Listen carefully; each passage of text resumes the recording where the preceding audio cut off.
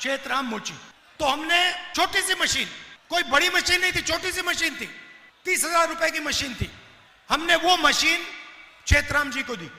वही चेतराम जी उस मशीन के साथ उन्होंने 2 दुकानें खोली। महीनों में 6 महीने के अंदर 2 दुकानें खोल के 10 लोग उनके लिए काम कर रहे थे।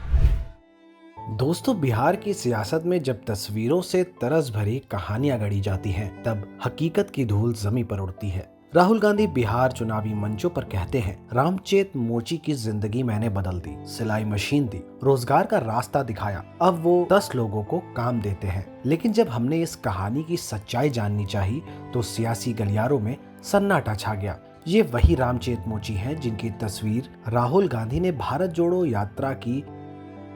पहले हमारी सीट ठीक थी, हम अच्छी जोर लगा रहे थे, तो हमारे पास 4-5 लोग कारीगर लगे रहते थे। कभी सुल्तानपुर से माल आता था, छोटा मोटा, कभी फैजाबाद से। बीमारी की वजह से वो लोग छोड़ के भाग गए। माल कौन ला के देगा, उनको खर्चा कौन देगा। राहुल गांधी जी कह रहे हैं कि जो है उनकी मैंने मदद की रही, उनको मशीन दिया तो उनके पास 10 लोग कारीगर काम करने लगे और उनका व्यवसाय बहुत अच्छे से चल निकला। ये बात सच है, लेकिन कहानी बिगड़ते बिगड़ते बिगड़ गई बिल्कुल। जो हमारे नसीब में है और जिस तरह से हम चल रहे थे, भैया की मदद से हम बहुत आगे निकल गए होते अब तक। मगर आज रामचेत सुल्तानपुर के गुप्तारगंज में अचेत अवस्था में पड़े हैं, बिस्तर पर जिंदगी से जंग लड़ रहे हैं। ये वही सिलाई मशीन है जो बदलाव की निशानी थी, अब दुकान में धूल खा रही है। रामचेत के बेटे राघव का कहना है, हाँ मशीन मिली थी, काम भी चला, लेकिन जब पिता बीमार पड़े सब ठप हो गया। अच्छी मशीन दिए थे, उस मशीन पे सारा कुछ हो जाता है, जो भी चीज बनाना चाहो उसके बन जाता है। आपकी ट्रेनिंग हुई थी या कैसे उस मशीन को कैसे चला रहे हैं? सर पुरानी मशीन थी, हाथ वाली वही चलाए थे। और ये जो इलेक्ट्रॉनिक मशीन है, थोड़ा बहुत प्रयास करने पर आता है, बट कारीगर लगाए थे वो काम करता था। कारीगर लगाने की वजह से होता है कि काम उसको हमेशा चाहिए। अभी मशीन कितने दिन से बंद है? मशीन हमारी मान लीजिए 1.5-2 महीने से बंद है, जब से तबीयत खराब हुई तब। राहुल गांधी चुनावी मंचों पर जिस रामचेत का नाम लेकर दरिया दिली की मिसालें देते हैं, क्या अब ये वही रामचेत उनकी नजरों से ओझल हो गए हैं? क्या बदलाव का दावा अब बस भाषण की गूंज बनकर रह गया है? अचेत अवस्था में पड़े रामचेत कहते हैं, राहुल भैया ने मदद की थी पर तबीयत ने साथ नहीं दिया। लेकिन क्या किसी की बीमारी को सियासी ताज पहनाना इंसाफ है? क्या एक सिलाई मशीन ही रोजगार क्रांति की पहचान है?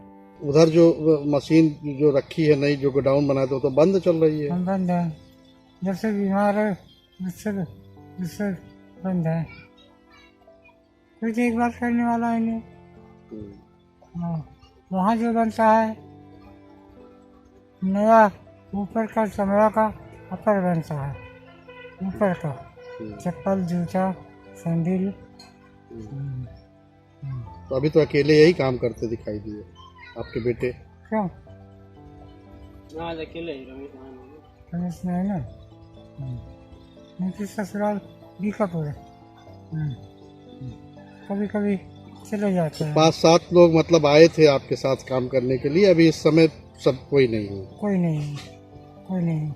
आज रामचेत की मशीन बंद है, इनके नाम की गूंज चुनावी मंचों पर तेज है। राहुल गांधी का दावा सुर्खियों में है, मगर रामचेत की हकीकत सन्नाटे में। यही वो फासला है जो फोटो आप और फोटो रियलिटी के बीच है। कांग्रेस कहती है हमने रोजगार दिया, मगर सच्चाई पूछो तो सुल्तानपुर कहता है बदलाव नहीं, बस बयानबाजी मिली। ये कहानी सिर्फ एक मोची की नहीं, ये कहानी है उस सियासत की जहां जमीनी सच्चाई पर भावनाओं का रंग चढ़ाकर वोट की सुई चलाने की कोशिश होती है। देश अब फोटो की नहीं, फैक्ट की राजनीति चाहता है, क्योंकि सियासत में जब झूठ को सिलाई मशीन से सिलकर सच का लिबास पहनाया जाता है, तब मीडिया को वो धागा तोड़ना ही होगा जो सच्चाई को ढकता है। राहुल गांधी हो या कोई और नेता, सवाल एक ही है, क्या जनता सिर्फ कहानी है या वो असली नायक है जिसकी तकलीफ पर सियासी ताली नहीं, इंसानी संवेदना चाहिए। आज रामचेत की दुकान बंद है, लेकिन सवाल खुला है। क्या बदलाव का दावा सिर्फ चुनाव तक ही सीमित है? क्योंकि तस्वीरें बदलती हैं, मगर रामचेत की जिंदगी अब भी वहीं की वहीं है। सुल्तानपुर से bureau report Rajkumar Sharma, Sam TV digital, Uttar Pradesh. Subscribe करें साम टीवी, क्योंकि हम आ गए हैं अब आपके बीच, दिखाएंगे सत्ता के वादों और अपराधियों के एक एक कारनामे की हकीकत। और हाँ, अगर आपके पास भी हो कोई ऐसी खबर तो कमेंट करके हमें बताएं, क्योंकि बिना डर और दबाव के हम दिखाते हैं हर एक खबर डंके की चोट पर।